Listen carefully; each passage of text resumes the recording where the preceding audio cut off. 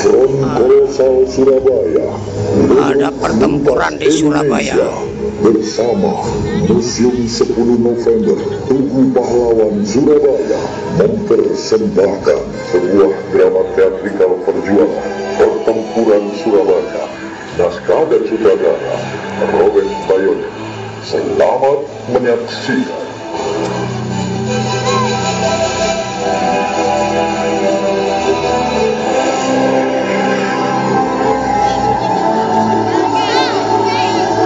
Ada pertempuran di Surabaya. Kehadiran komunitas Tionghoa sebagai pedagang di Hindia Belanda memberikan pengaruh yang cukup besar dalam dunia perdagangan.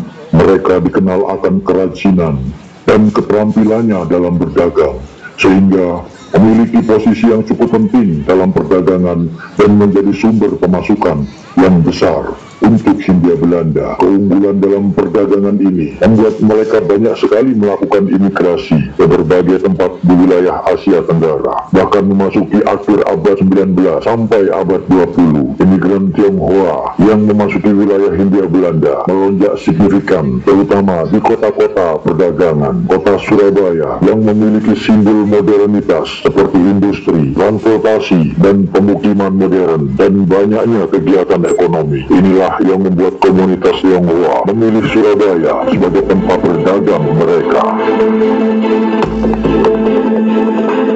Memasuki tahun 1930-an, ketika masa depresi ekonomi melanda, para pedagang Tionghoa di Hindia Belanda mengalami kerugian yang cukup besar karena politik ekspansi Jepang. Pada tahun 1938 hingga 1939, ketika krisis ekonomi melanda dunia, Jepang mampu bertahan berkat strategi perekonomian mereka. Sebaliknya, perekonomian Hindia Belanda kian terpuruk. Inilah yang menjadi jalan masuk awal Jepang ke wilayah Nusantara. Jepang masuk ke Indonesia untuk berinvestasi kepada pemerintah Hindia Belanda. Selain itu, Jepang juga menjadi salah satu negara utama tujuan ekspor komoditas dari Hindia Belanda yang didapat dari kekayaan alam Nusantara. Para pedagang Tionghoa menganggap aksi ekspansi barang-barang Jepang memberikan ancaman yang cukup besar. Banyak dari pedagang Tionghoa yang akhirnya gulung tikar.